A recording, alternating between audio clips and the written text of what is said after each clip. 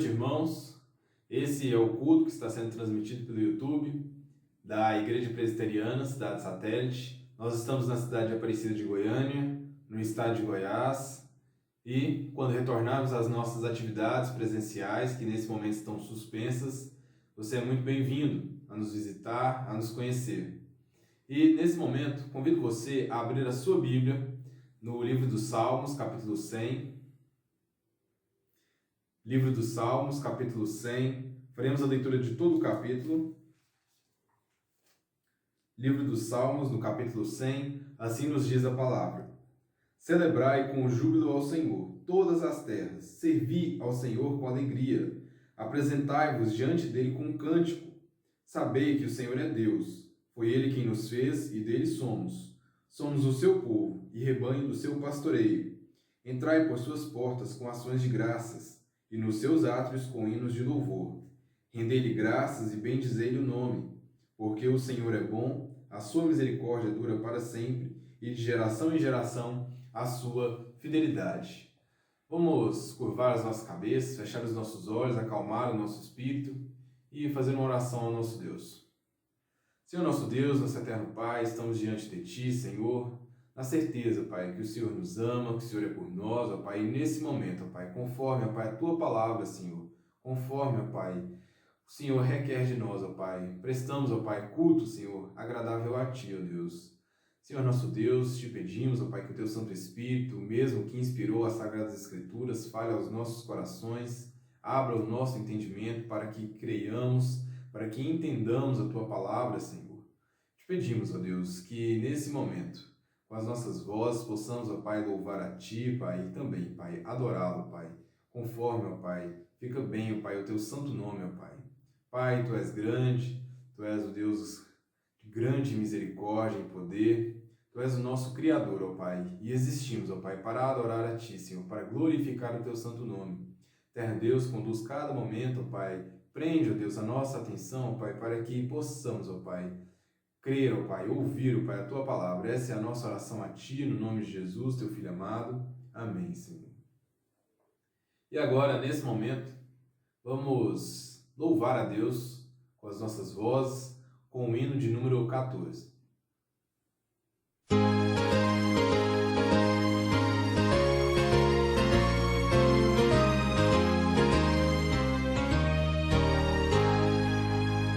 Vamos nós louvar a Deus, vamos ao Senhor de toda luz, Santo, Santo. Cantem, louvem lá nos céus, nosso Deus e Rei Jesus. Exaltado seja Deus, Santo, Santo. Exaltado seja nosso Deus e Pai. Exaltado para sempre o exaltai. Cantem, louvem lá nos céus, nosso Deus e Rei Jesus. Exaltado seja Deus, Santo, Santo.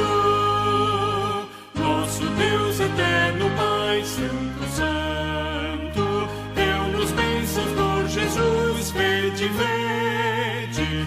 Ao Senhor glorificai, vós os salvos pela cruz. Sim, conosco glória dai, vinde, vinde. Exaltado seja nosso Deus e Pai. Exaltado para sempre o exaltai. Cantem, louvem lá nos céus, nosso Deus e Rei Jesus. Exaltado seja Deus, Santo, Santo.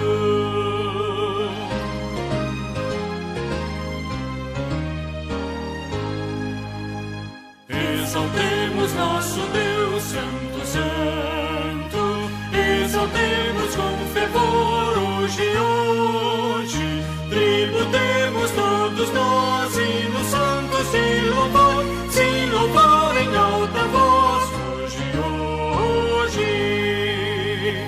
Exaltado seja nosso Deus e Pai. Exaltado para sempre o exaltai. Cantem, louvem lá nos céus, nosso Deus e Rei Jesus. Exaltado seja Deus, Santo, Santo. Olá, boa noite a todos. Eu sou José Bragança, da Igreja Presbiteriana Cidade Satélite. Eu quero ler um texto da Palavra de Deus com os irmãos, que se encontra na Epístola de 1 João, capítulo 1, do versículo 7 até o versículo 10. Primeira Epístola de João, capítulo 1, versículo 7 até o versículo 10. Vamos ler a palavra. Se, porém, andarmos na luz, como Ele está na luz, mantemos comunhão uns com os outros, e o sangue de Jesus, seu Filho, nos purifica de todo pecado. Se dissermos que não temos pecado nenhum, a nós mesmos nos enganamos e a verdade não está em nós. Se confessarmos nossos pecados, Ele é fiel e justo para nos perdoar os pecados e nos purificar de toda injustiça. Se dissermos que não temos pecado, não temos cometido pecado, fazemos-lo mentiroso e a sua palavra não está em nós. Nesse momento nós vamos ter cerca de 1 minuto de oração silenciosa, onde os irmãos poderão confessar os seus pecados. O texto diz que se nós dissermos que nós não temos pecado para confessar, nós estamos fazendo Deus mentiroso. Portanto, vamos confessar os nossos pecados e pedir o perdão, porque certamente Ele nos perdoará. Oremos.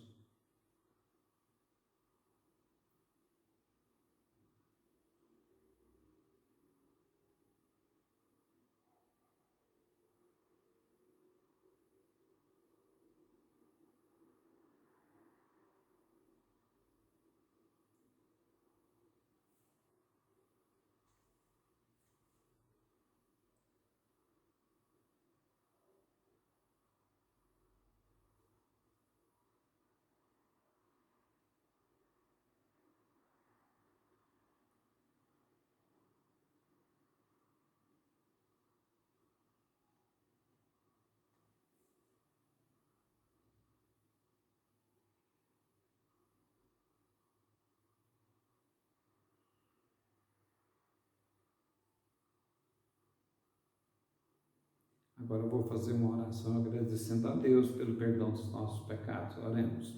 Senhor nosso Deus e Pai, louvamos-te, ó Deus, por Jesus Cristo, teu Filho. Louvamos-te, ó Deus, pelas tuas misericórdias e o perdão dos nossos pecados. A tua palavra diz que o Senhor tem prazer na misericórdia.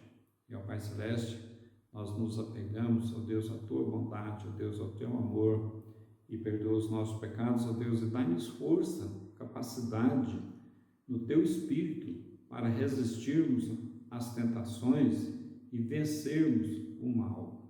Pai Celeste Eterno, só o Senhor é Deus, só o Senhor é Santo, só o Senhor tem força, só o Senhor tem poder e só o Senhor é Salvador. Em nome de Jesus Cristo é que nós oramos. Amém. Continuando ainda neste culto, vamos louvar ao Senhor com um hino, o hino número 336. Vamos cantar este hino.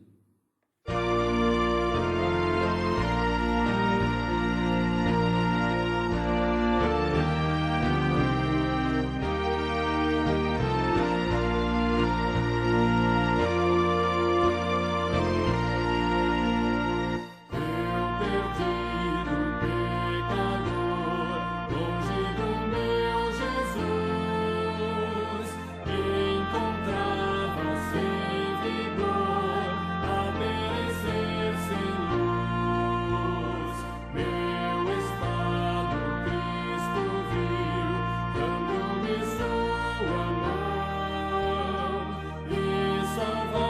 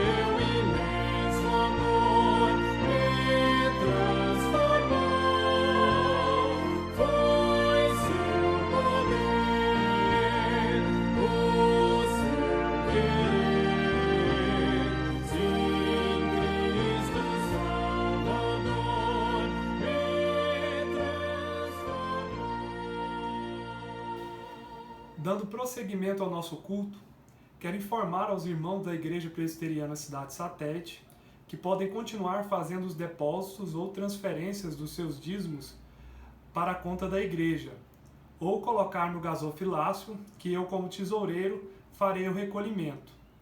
Os irmãos podem também levar os alimentos para a igreja, que a junta diaconal estará montando as cestas.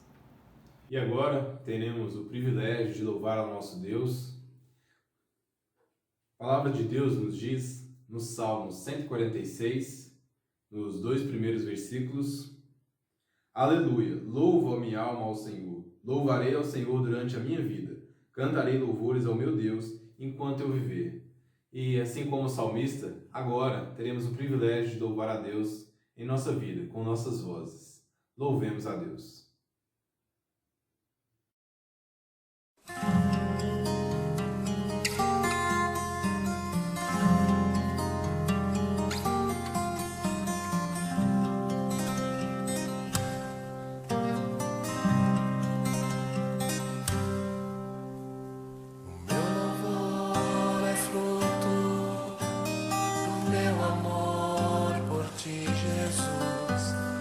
Lábios que confessam o teu nome, é fruto de tua graça e da paz que encontro em ti, e do teu Espírito que habita em mim, que habita em mim. Meu louvor é fruto do meu amor por ti, Jesus, de lábios que confessam o teu nome. É fruto de tua graça e da paz que encontro em ti, e do teu Espírito que habita em mim, que habita em mim. Ainda que as trevas venham me cercar, ainda que os montes desabem sobre mim, meus lábios não se fecharão.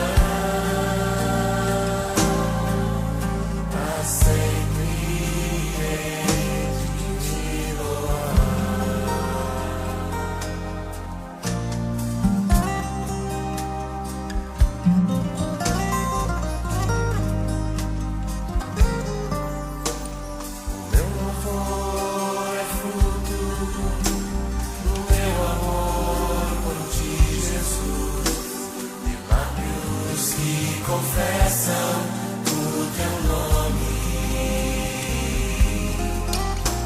é fruto de tua graça e da paz que encontro em ti,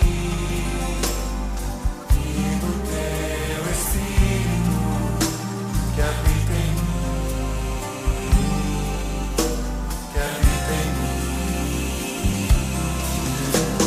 Ainda que os homens se levantem contra mim, ainda que cadeias venham me prender, meus lábios não se fecharão, pra sempre hei de te louvar. Meu louvor é fruto do meu amor por ti, Jesus, de lábios que confessam o teu nome. É fruto de tua graça e da paz que encontro em ti, e do teu Espírito que habita em mim. Que habita em mim.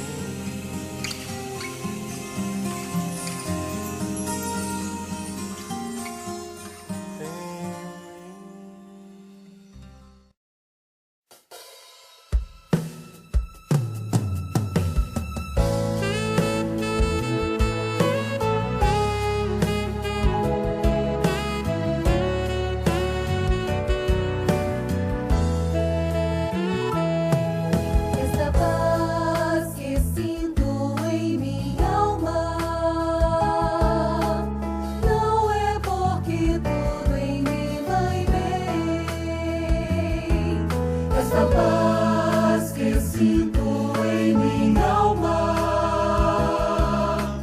é porque eu amo ao meu Senhor. Não olhe as circunstâncias, só olhe o seu amor. Seu grande amor. Não me guiam com vista, alegre sou. Não olhe as circunstâncias, só olhe o seu amor. Seu grande amor.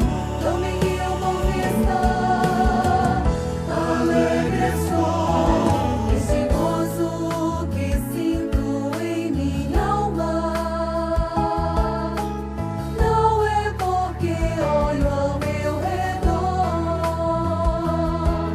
Este gozo que sinto em minha alma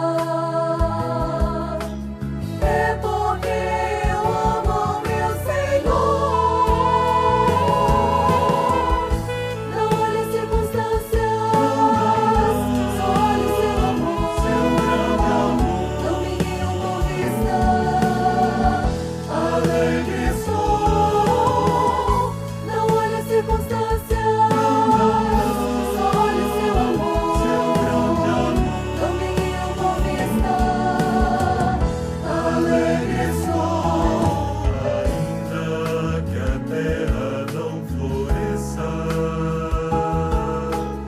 e a vide não dê o seu fruto,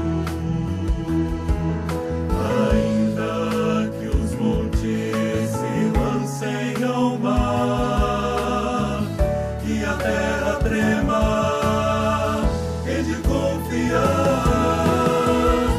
Não olhe as circunstâncias, só olhe o seu amor. Seu grande amor. Não me guiam com vista, alegre sou. Não olhe as circunstâncias, só olhe o seu amor. Seu grande amor. Não me guiam com vista, alegre sou. Aleluia, glória, aleluia.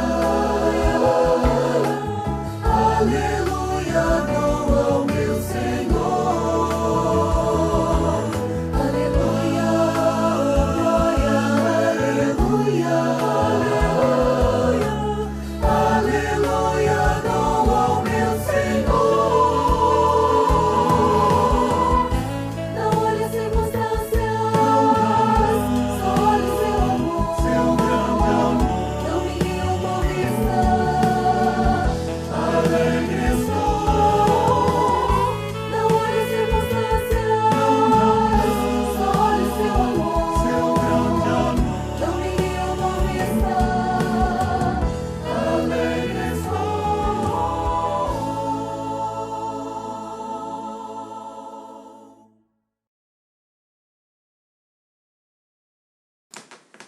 Irmãos, graça e paz, o Senhor seja conosco, mais uma vez, culto nesse domingo, louvando e engrandecendo o nome do Senhor, pedindo a Deus que nos abençoe, que nos guarde, que nos proteja, o Senhor seja com a sua igreja nessa noite. Graça e paz, que o Senhor nos abençoe no decorrer dessa noite, quando podemos mais uma vez glorificar o nome do Senhor. Eu quero convidar você a abrir a sua Bíblia no livro ou no Evangelho escrito por João, no capítulo 1, a partir do versículo 6 até o versículo 14. Como os irmãos têm noção, têm acompanhado, eu anteriormente a essa pandemia eu resolvi pregar todo o Evangelho escrito por João. Mas tenho alternado, até mesmo para descansar os irmãos, para que a gente não se canse com apenas a sequência das pregações. Então hoje eu resolvi fazer a segunda pregação que eu faço nesse Evangelho, o Evangelho escrito por João, no capítulo 1, versículo 6 a 14. Já preguei aos irmãos do versículo 1 ao versículo 5, ou versículo 5, que falava a respeito da encarnação de Jesus. E vou ler todo o capítulo 1, do versículo 1 até o versículo 14, depois nós vamos discorrer e vamos enfrentar e expor o versículo 6 até o versículo 14. A palavra do Senhor diz assim: No princípio era o Verbo, e o Verbo estava com Deus, e o Verbo era Deus. Ele estava no princípio com Deus, todas as coisas foram feitas por intermédio dele, e sem ele nada do que foi feito se fez. A vida estava nele, e a vida era a luz dos homens. A luz resplandece nas trevas, e as trevas não prevaleceram contra ela. E aí começa então o nosso texto, depois de falar sobre essa vinda de Jesus, do poder e da majestade do Senhor Jesus. Nós vamos então falar a respeito daquilo que acontece posteriormente ao versículo 5. Diz o versículo 6: Houve um homem enviado por Deus, cujo nome era João. Este veio como testemunha para que testificasse a respeito da luz, a fim de todos virem a crer por intermédio dele. Ele não era luz, mas veio para que testificasse da luz, a saber, a verdadeira luz, que, vinda ao mundo, ilumina todo homem. O Verbo estava no mundo. O mundo foi feito por intermédio dele, mas o mundo não o conheceu. Veio para o que era seu, e os seus não o receberam. Mas a todos quantos o receberam, deu-lhes o poder de serem feitos filhos de Deus, a saber, aos que creem no seu nome, os quais não nasceram do sangue, nem da vontade da carne, nem da vontade do homem, mas de Deus. E o Verbo se fez carne e habitou entre nós, cheio de graça e de verdade, e vimos a sua glória, glória como do unigênito do Pai. Irmãos, estamos aqui diante de um texto belíssimo, um texto que nos fala a respeito da testemunha principal, ou o inicial do ministério de Jesus, que foi o João, o chamado Batista, não é? Que veio do deserto. E a palavra do Senhor aqui nos fala a respeito da encarnação do Verbo, e fala sobre o Verbo que se encarnou, que se fez carne, e fala que também todos que o receberam foram feitos filhos de Deus, a saber, os que creem no seu nome. E a grande verdade exposta por João aqui nesse texto é que o Verbo se fez carne e habitou entre nós. É verdade, o Senhor Jesus esteve entre nós, esteve nesse mundo. O Senhor Jesus veio a esse mundo, deixou toda a sua glória, se encarnou como um homem comum, passou por todos os sofrimentos, tentações, dificuldades dessa terra e viveu, morreu, ressuscitou, está agora à direita do Pai. Mas ele esteve aqui, ele se fez carne, ele desceu de toda a sua glória, ele deixou toda a sua glória e encarnou-se e viveu entre nós. Durante um tempo grande, após Malaquias, ao último profeta Malaquias, em torno aí de 300 a 400 anos, não houve uma voz profética em Israel. Até que João Batista surge pregando arrependimento de pecados e afirmando a proximidade do reino de Deus. João Batista sai e vem pregar então, preparando os caminhos do Senhor, como os profetas profetizaram. João afirma, não é, o apóstolo João aqui, afirma que o João, o Batista, não era luz. Com aquele aparecimento do profeta entre o povo judeu naquela época, muitos escritores do primeiro século começaram então a dizer que surgiu naquela época uma seita que anunciava que João Batista era o próprio Cristo. Mas João apresenta João Batista apenas como uma testemunha verdadeira a respeito de Jesus. A palavra de Deus, em várias situações, apresenta várias testemunhas a respeito da divindade e da humanidade de Cristo. Cristo não foi só homem, não foi só Espírito, não foi só Deus, Cristo foi homem e Deus, Cristo é homem e Deus, e há muitas testemunhas disso em toda a Escritura. No Evangelho de João, pelo menos 8 testemunhas, ele fala sobre 8 testemunhas que falam a respeito dessa primazia de Cristo. O primeiro testemunho é o testemunho do Pai. Quando nós olhamos para João capítulo 7, ou 5, João capítulo 5, versículo 37, e João capítulo 8, versículo 18, ele diz assim: o Pai que me enviou dá testemunho de mim. Próprio Jesus diz que o Pai dá testemunho dele. E no outro texto ele diz: todos quantos dele se aproximaram creem que ele é o Messias, porque o Pai nos deu essa compreensão. O primeiro testemunho que Jesus tem de ser o Filho de Deus, de ser o Cristo, vem do próprio Pai. Mas há também o testemunho do próprio Jesus. João 8, capítulo 18, capítulo 8, versículo 14. Jesus diz assim: eu sou o que testifico de mim mesmo, e o meu testemunho é verdadeiro. O testemunho de Jesus se verifica em como Jesus é. Ele afirma que é a verdade, o caminho e a vida, e realmente nele isto é verdade. Então o próprio Jesus também testifica de que ele é o caminho, a verdade e a vida. Mas temos também o testemunho das obras de Cristo. João capítulo 5, versículo 36, capítulo 10, versículo 25, capítulo 14, versículo 11. Dizem, e o próprio Jesus diz: as minhas obras testificam de mim. Não somente os milagres, mas todos os atos comuns dessa vida comum que Jesus viveu aqui testificam que ele é o Filho de Deus. Então o Pai testemunha, o próprio Jesus testemunha, as obras de Jesus testemunham, mas há testemunho das Escrituras, das próprias Escrituras falam de Jesus. João capítulo 5, versículo 39 diz: examinai as Escrituras, porque julgais ter nelas a vida eterna, e são elas que testificam de mim, diz o próprio Jesus. As próprias Escrituras testificam de Jesus.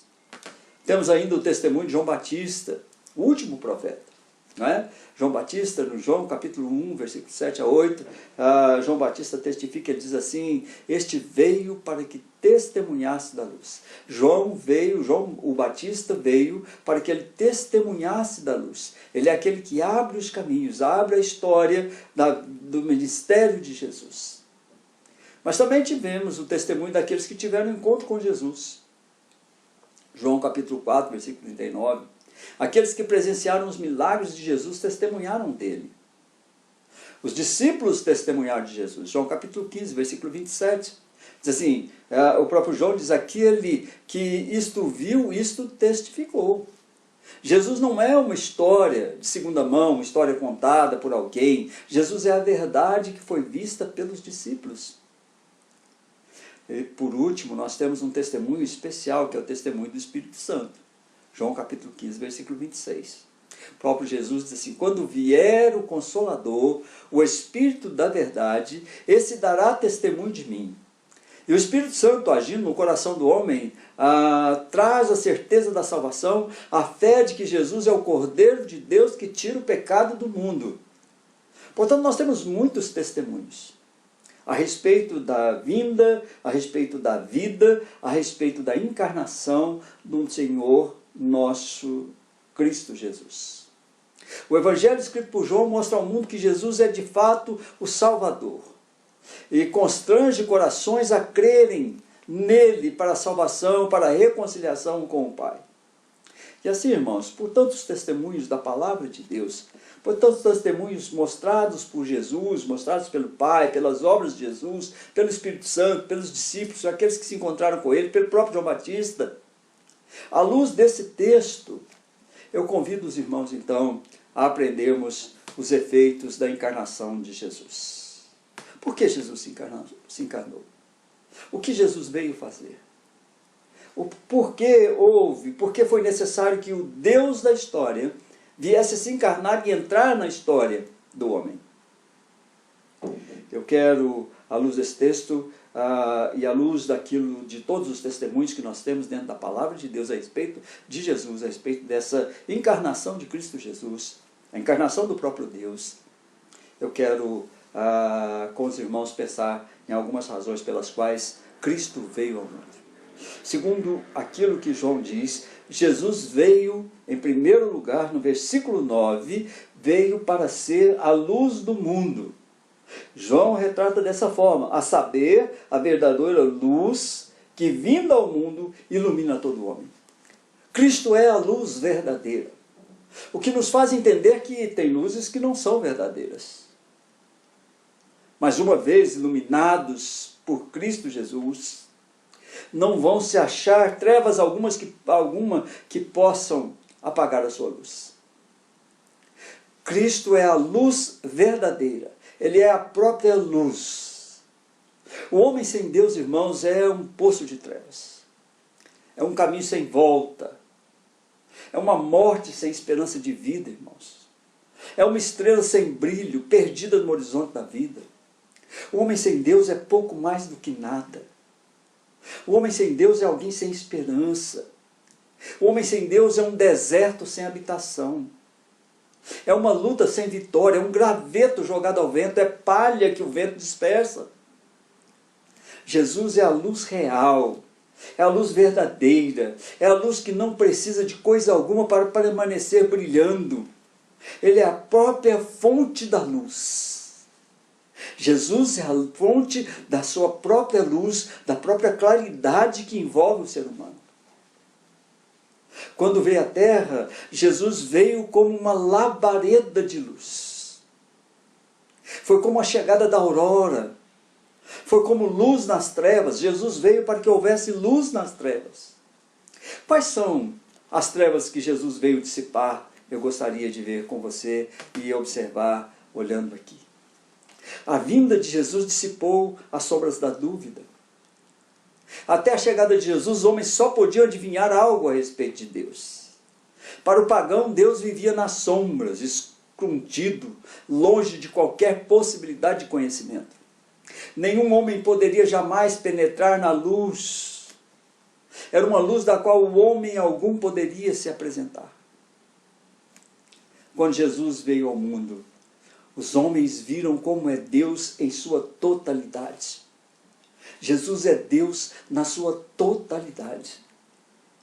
As sombras da dúvida tinham desaparecido.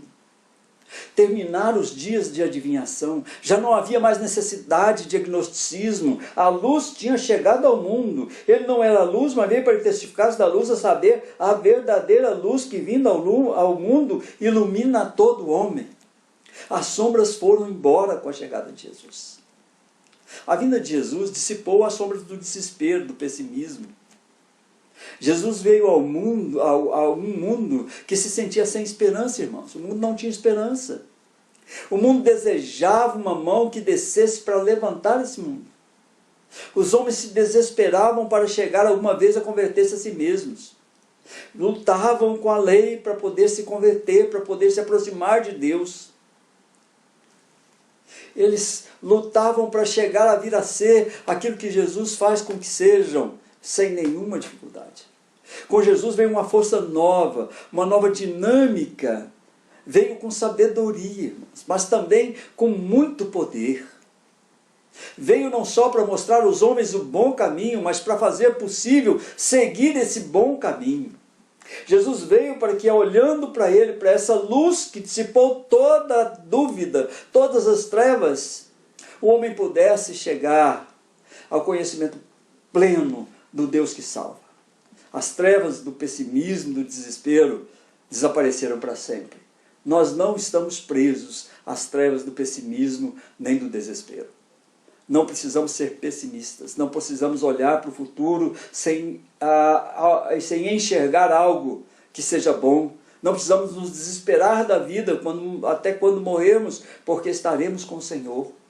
Jesus tirou todas essas trevas. A vinda de Jesus também dissipou as trevas da morte. O mundo antigo sentia temor perante a morte.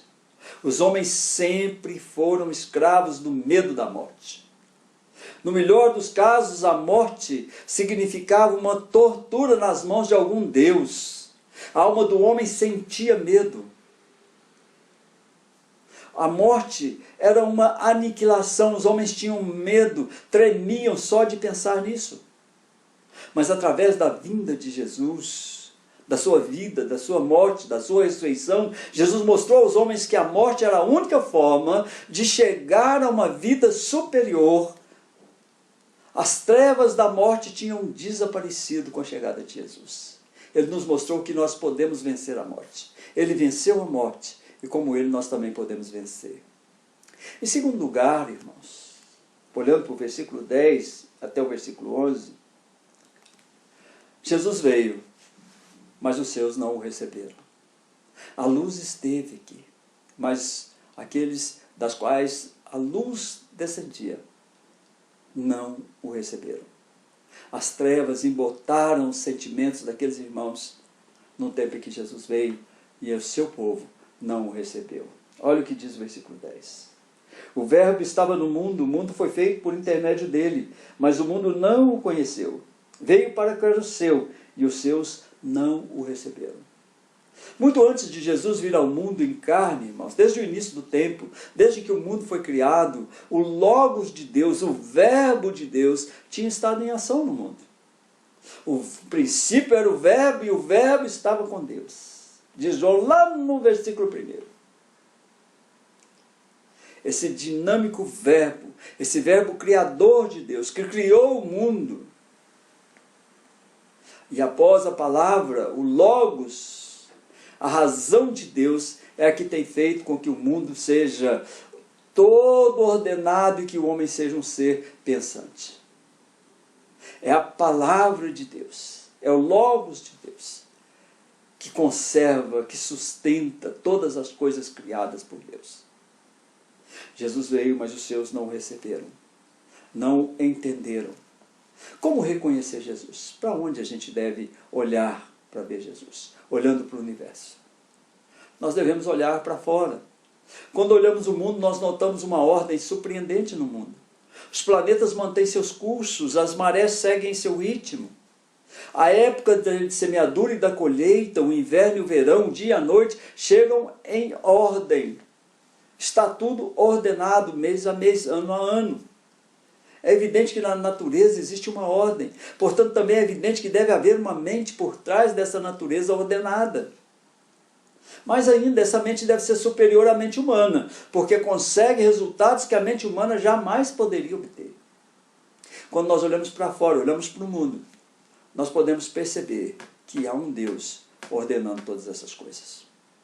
Quando nós olhamos para cima, devemos olhar para cima. A astronomia nos diz que há tantas estrelas como grãos de areia nas praias do mar.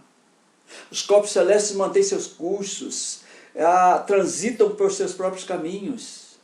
Um astrônomo é capaz de predizer com a precisão de 1 minuto, de 1 centímetro, onde e quando aparecerá um planeta determinado. Pode dizer-nos quando e onde haverá um eclipse do Sol, possivelmente dentro de 100 anos, e nos pode dizer quanto tempo esse eclipse vai durar. Quando nós olhamos para o céu, quando nós olhamos para a estrela, quando nós olhamos para o Sol, quando nós olhamos para todos os planetas, nós vemos a força, o poder de Deus sustentando um universo ordenado. Para olhar para Cristo, para reconhecer Cristo, nós precisamos olhar para dentro de nós. De onde nós obtivemos o poder de pensar, de raciocinar, de conhecer. De onde nós obtivemos nosso conhecimento do bem e do mal. Porque o homem mais descontrolado e perverso sabe dentro do seu interior que ele está agindo mal. De onde vem o remorso, o arrependimento, o sentimento de culpa? Por que alguma vez podemos fazer o que queremos e ficar sem paz? Quando olhamos para dentro, nós encontramos o Deus que habita o interior, ou o Espírito Santo que habita em nossas almas. Ninguém pode explicar a si mesmo, excluindo Deus dessa participação nele. A palavra de Deus diz que quando nós olhamos para o espelho e saímos do espelho, logo, logo nos esquecemos de como somos. Mas quando nós olhamos para dentro, para o mais interior de nós, podemos enxergar o Espírito Santo que nos habita. Também nós devemos olhar para trás, para a história. Freud, o grande historiador, afirmou que toda história é uma demonstração da lei moral em ação. Os impérios surgem e decaem. E a história demonstra que a degeneração moral e o colapso nacional vão de mãos dadas, andam de mãos dadas. Toda a história é a demonstração prática nos atos de que há um Deus guiando a história. De maneira que se Jesus Cristo jamais tivesse vindo em carne a este mundo, os homens teriam visto a palavra, o Logos, a razão de Deus em ação. Mas embora a ação do Verbo estivesse à vista de todos os homens, eles jamais a reconheceram. Quando Jesus veio, ele o fez a uma terra que era de maneira especial a terra de Deus, a um povo que era de forma peculiar, o povo de Deus. Uma nação que deveria tê-lo recebido de braços abertos, dando glórias a Deus pela vinda do soberano Senhor da história.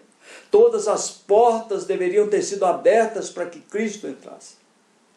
Eles deveriam ter recebido a Cristo como um viajante que retorna ao lar. Ou mais ainda, como um rei que volta para a sua própria terra. Mas o seu povo o rechaçou. Eles receberam a Jesus com ódio, mas não com adoração. Seria muito errôneo pensar que Deus só preparou o povo judeu. Deus prepara cada homem, cada mulher, cada criança nesse mundo para alguma tarefa que o próprio Deus reservou a essa pessoa. O que é trágico é que haja tanta gente que rechaça, que espanta, que não aceita a tarefa que Deus lhe atribuiu. São muito poucos aqueles que chegam a ser aquilo que eles podem chegar a ser nas mãos de Deus. Algumas causas, ociosidade, por exemplo, pode fazer.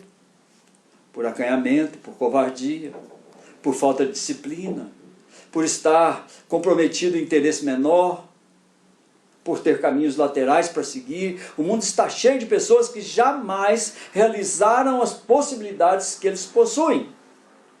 Irmãos, a vida está cheia, a igreja está cheia de pessoas, em todos os lugares, que têm um potencial imenso, que deveriam deixar nas mãos de Deus, desse Jesus que dissipou todas as trevas. Mas eles não recebem a orientação do Senhor, porque eles rechaçam, porque eles não aceitam o pensamento de Jesus. Mas o fato é que Deus está nos preparando para algo através de todas as experiências da vida. As experiências que passamos, irmãos, nos preparam. É Deus nos preparando. Mas apesar disso, há tantos que rechaçam essa tarefa que é apresentada, jamais se dão conta de que estão afastando aquilo que Deus quis para eles. A simples frase da palavra de Deus, veio para o que era seu, e os seus não o receberam, contém toda a tragédia do mundo. Aconteceu a Jesus faz muito tempo, e continua acontecendo em nossos dias. O mundo continua desejando não ter conhecido, ou rechaçar a presença, ou a volta, ou a vinda do próprio Senhor da nossa história. Terceiro lugar, irmãos. Quando olhamos para o versículo 13 até o versículo 14, 12 até o 14, ou 12 e o 13, o 14 é a conclusão, mas o 12 e o 13, nós vemos que Jesus, uma das razões que Jesus veio, foi para que nós fôssemos feitos filhos de Deus. Terceiro lugar, irmãos, versículo 12 e 13. Jesus veio para que fôssemos feitos filhos de Deus. Olha o que diz a palavra. Mas a todos quantos o receberam, deu-lhes o poder de serem feitos filhos de Deus, a saber, aos que creem no seu nome, os quais não nasceram do sangue, nem da vontade da carne, nem da vontade do homem, mas de Deus, ou da vontade de Deus. Nem todos afastaram a Jesus quando ele veio. Houve alguns que o receberam e lhe deram as boas-vindas. E a eles Jesus deu o direito de converterem-se em filhos do próprio Deus. Nós sabemos que há duas classes de filhos, né? O filho que apenas usa sua casa. Durante toda a sua juventude, toma tudo o que seu lar lhe oferece e não dá nada em troca. Seu pai pode trabalhar, pode fazer sacrifícios para lhe dar uma oportunidade na vida, e ele toma isso como se tratasse de um direito que ele tem, e não faz nem esforço algum para merecer ou para devolver. Essa é uma classe de filhos. Esse filho, que é dessa forma, quando ele vai embora da casa, ele não tenta manter-se em contato com seus pais. O lar já cumpriu o propósito que ele pensa que o lar tinha. Ele já não tem nada a ver com esse lar. Não toma consciência de nenhum laço que deva manter, nem de dívidas que deva pagar. Esse filho é o filho de seu pai. Deve-lhe a existência. Deve tudo que é, deve tudo que tem. Mas entre ele e o seu pai não existe um laço de amor, não existe intimidade, não existe união. O pai deu todo o seu amor, mas o filho não deu nada em troca. E isso é triste, isso é cruel, isso é difícil. E nós contemplamos já nesse tempo pessoas com esse perfil. Mas há também uma outra espécie de filho. O filho que durante toda a sua vida tem presente que o seu pai fez e continua fazendo por ele. Esse filho aproveita cada oportunidade para demonstrar seu agradecimento. Ele busca ser um filho que seu pai deseja. E à medida que os anos vão passando, ele vai se aproximando cada vez mais do pai. A relação entre o pai e o filho se converte em uma relação de camaradagem, de amizade. Mesmo quando ele vai embora de casa, subsiste o vínculo que une pai e filho. Continua sendo consciente de uma dívida que ele jamais vai chegar a pagar. No primeiro caso, irmãos, o filho se afasta cada vez mais do pai. No segundo exemplo, o filho se apresenta cada vez mais ao seu pai e a aproximação é cada vez maior. Ambos são filhos, mas o caráter dos dois é muito distinto. O segundo se converteu em filho de uma forma que o primeiro jamais vai chegar a ser. Pode haver contato sem comunhão, pode haver relação sem camaradagem. Todos os homens são filhos de Deus no sentido que todos devem a sua criação e a sua conservação, e essa conservação da sua vida, eles a devem a Deus. Mas só alguns homens podem se converter em filhos de Deus na verdadeira profundidade, na verdadeira intimidade, na autenticidade dessa relação com o Eterno, nessa relação entre pai e filho. Poucos. Aqueles que receberam a Jesus, a estes foi dado o poder de serem feitos filhos de Deus, de terem intimidade com Deus, de consertarem a sua relação com Deus. Aos outros não. João afirma que os homens só podem entrar nessa relação verdadeira e autêntica através de Jesus. Esse caráter de filho, ele não procede de nenhum impulso, nenhum desejo humano. A palavra diz que não é da vontade da carne, não é da vontade do homem, não é um ato de vontade do homem, ele procede inteiramente de Deus. Só Deus pode buscar e transformar o homem em seu filho. Nós não podemos nos tornar filhos de Deus por nossos próprios meios. Nós precisamos entrar em uma relação de intimidade que nos é oferecida por Deus através da fé, por sua graça, mediante a fé no Filho, no Cordeiro Santo de Deus, que tira o pecado do mundo. Ninguém pode entrar jamais em amizade com Deus por sua própria vontade, por sua própria força. Não adianta, irmãos. Não é pela lei, não é pelo muito que você faz pela igreja, no muito que você faz por Deus. Não é. Deus, essa relação sua é por Cristo Jesus, é por receber Cristo como seu Salvador. O que você faz agora é agradecimento a Deus. Não é para ter intimidade com Deus, é porque você tem intimidade com Deus. Não é para ser filho de Deus, é porque você já é filho de Deus. Há um enorme abismo entre o ser humano e o divino, irmãos. O homem só pode desfrutar da amizade de Deus quando Deus mesmo abre a porta, quando o próprio Deus abre o caminho, quando o próprio Deus resgata esse homem do poder do pecado, do poder da morte. A menos que nós sejamos, ou que nós vejamos Jesus como Deus, a menos que Jesus traga para nós a possibilidade de enxergar Deus como Ele é, nós jamais poderemos nos considerar capazes de sermos convertidos em filhos de Deus. O que Jesus é isso que abre a porta, a oportunidade de sermos convertidos em filhos de Deus. É o que Jesus é. Não é o que eu sou, nem o que eu faço, mas é o que Jesus é. Mas em quarto lugar ainda, versículo 14. Jesus veio, Ele é o Verbo, e o Verbo se encarnou.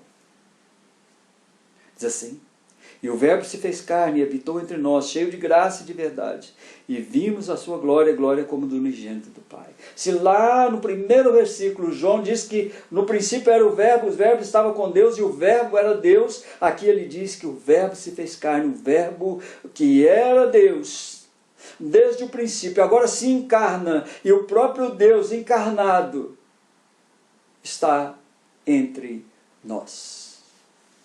Esteve entre os irmãos daquela época. Essas palavras são a razão de ser dos 4 evangelhos. ou desse quarto evangelho principalmente. João pensou e falou sobre o verbo de Deus, esse verbo poderoso, dinâmico, criador, que foi agente e causa da criação, esse verbo que guia, que dirige, que controla e que põe em ordem todo o mundo e põe em ordem a mente dos homens.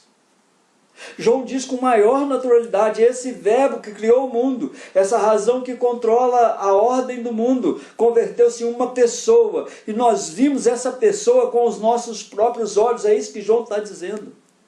Imagine para o judeu receber uma notícia dessa. Irmãos, não se trata de uma visão espiritual, que vê com o olho da alma, o olho da mente. João declara claramente que esse verbo veio ao mundo na forma de um homem e que foi visto por olhos humanos. Aqui estava o elemento novo. Deus podia e de fato se convertia em uma pessoa humana. Deus podia vir a essa vida que nós vivemos. O Criador podia aparecer na criação de tal maneira que os olhos do homem podiam vê-lo. Em nosso afã, irmãos, de conservar o fato de que Jesus era completamente Deus, nós tendemos a nos esquecer do fato de que ele era também completamente homem. O verbo se fez carne. Possivelmente aqui, mais que em qualquer outro lugar do Novo Testamento, nós encontramos a gloriosa proclamação da humanidade de Jesus em toda a sua plenitude. Em Jesus nós vemos o verbo, o criador de Deus, a razão controladora de Deus, assumindo a sua humanidade. Em Jesus nós vemos a Deus vivendo a vida tal como Deus a teria vivido se tivesse sido um homem. Mesmo que não pudéssemos dizer mais nada sobre Jesus, poderíamos afirmar que Jesus nos mostra como Deus teria vivido essa vida que nós temos que viver. Nós temos que viver essa vida, irmãos. E esse verbo que estava no princípio com Deus, o verbo criador dinâmico de Deus, o verbo que sustenta todas as coisas pelo poder da sua palavra, esse verbo se tornou homem, para que nós pudéssemos aprender com Cristo, que nós podemos viver uma vida que vale a pena ser vivida. Eu não quero ir muito longe, irmãos, e quero fazer uma conclusão. Jesus é Deus. E é homem. E a sua existência entre nós foi real. Jesus veio realmente. Deus veio em carne realmente. Muitas testemunhas provaram que o Deus Filho se encarnou, que ele viveu como um homem comum, que ele fez inúmeros milagres, que ele padeceu, que ele foi crucificado como um maldito, que ele desceu à sepultura como um cadáver comum, mas que ele ressuscitou ao terceiro dia e que ele está ao lado do Pai. E você precisa crer nisso. Ele veio para ser a luz que ilumina os homens em seu caminho de volta para Deus. Ele veio para guiar esses homens como uma candeia que ilumina o caminho a partir dos seus pés, que dá vista para que você enxergue o caminho por onde anda. Esse caminho de volta para Deus. Ele veio como luz, aquela luz que dissipa todas as trevas. Ele é o verbo criador de Deus, o Logos de Deus, a razão que mantém o mundo sob controle absoluto de Deus. Aqueles que eram o seu povo não o receberam, não creram nele. Mas a todos os que creram, a todos os que receberam, judeus ou gentios, ele os fez filhos de Deus, seus amigos, seus irmãos, co-herdeiros com ele, da eternidade com Deus. Ele se fez carne, habitou entre nós, e a sua glória foi vista na terra. Ele nos chama à verdade da salvação, à paz com Deus, que é o seu e o nosso Pai. Eu quero, irmãos, encerrando, a aplicar essa palavra em você, para você. Aplicar para nós. Creia em Cristo. Ele é de fato o caminho, a verdade e a vida. Não há outro que possa te conduzir ao Pai. Só há esse caminho. É esse verbo que deixou a eternidade, que criou todas as coisas, que controla todas as coisas, que estava com Deus, que era Deus, que se encarnou. Só Ele pode te conduzir ao próprio Pai. Creia em Cristo. Não há outro caminho, não há outra verdade, não há outra vida. Irmãos, deixem que suas almas sejam iluminadas pela luz de Cristo. Deixem que as sombras do medo, do temor, da angústia, do sofrimento experimentem a doçura da luz bendita de Jesus. Jesus pode clarear a nossa vida nessa pandemia. Tire o seu olhar dessa loucura, dessa tristeza, de todas essas coisas. Coloque a sua visão em Cristo Jesus. Olhe para o futuro, olhe para Cristo. Cristo vai voltar. Ele te transformou em filho de Deus. Ele vai conduzir você. Ele te toma pela mão direita. Ele é Ele é a sua segurança. Ele é a paz. Ele é o seu suporte. Olhe para Ele. Deixe sua alma ser iluminada pela beleza daquele Verbo que veio e que se fez carne e que habitou entre nós. Irmão, receba Jesus em seu coração. O Espírito Santo pode revelá-lo a você agora, de uma forma que você jamais imaginou. Se há no seu coração alguma dúvida a respeito da humanidade, da divindade, da majestade, do poder, da glória, da ressurreição de Cristo Jesus, se há em você alguma dúvida a respeito da paz que você pode encontrar em Jesus com o nosso Deus, receba Jesus em seu coração. Não perca tempo, não deixe para amanhã, é hoje, é agora. Você pode, através do Espírito Santo, ter uma revelação de Deus de uma forma que você jamais imaginou. Por último, seja assim um filho de Deus, transformado, justificado pelo Verbo que se fez carne. Irmão, Deus te abençoe. Seja um filho de Deus transformado, justificado por esse Verbo que se encarnou, que se fez carne e que habitou nessa terra para nos fazer filhos de Deus. Essa luz que ilumina o nosso caminho. Jesus veio para nos iluminar no caminho de volta. Para casa, irmãos. Um dia nós vamos para casa. Um dia nós estaremos com o Pai. Cearemos com Cristo Jesus. Haverá uma mesa posta e nós tomaremos uma ceia com Ele. Nós vamos voltar para casa. Não fique nas trevas, das amarguras, das tristezas, do desânimo. Olhe para frente, olhe para o futuro, olhe para Cristo. Olhe para a vida eterna. Olhe para a luz que está iluminando o seu caminho de volta para o lar. Deus abençoe a nossa vida. Deus te abençoe. Quero orar por você nesse primeiro domingo do mês de julho. Que Deus nos abençoe. Ó Pai bendito, glorioso Senhor, ó Deus de toda luz, de toda glória, de todo poder, abençoe agora, ó Deus, os meus irmãos da nossa igreja e os irmãos da fé em todos os pontos desse mundo. Ó Deus, livra-nos, guarda-nos em Teu nome. Liberta o Teu povo, ó Deus, de todo o poder do mal, de tudo aquilo, ó Deus, que está vindo contra essa humanidade. Ó Pai bendito, nos abençoe. Seja conosco, ó Deus, dando-nos a paz com o Senhor, paz para sabermos por onde caminhar. Ilumina os passos do Teu povo, ó Deus. Guia-os na volta para a sua casa, para o seu lar. Ó Pai bendito, eu sei que o Senhor nos espera, ó Deus de poder e de graça, mas o Senhor Jesus há de nos guiar.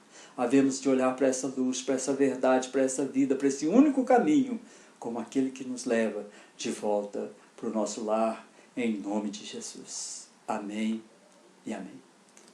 E agora, irmãos, que a graça do nosso Senhor Jesus Cristo, o amor de Deus, nosso Pai, e a comunhão e as consolações do Espírito Santo de Deus, seja com cada um de nós e o povo todo de Deus, espalhado pela face da terra, não somente hoje, mas para sempre. Amém, amém e amém. Fique com Deus, Deus te abençoe, nós possamos de fato estarmos da presença do Senhor todos os dias, até a volta do nosso amado Senhor Jesus, quando nós poderemos estar à sua direita, junto com Ele, olhando para Ele, vivendo com Ele. Deus te abençoe nesse início de mês.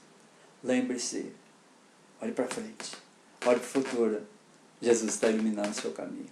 Deus te abençoe. Até a próxima.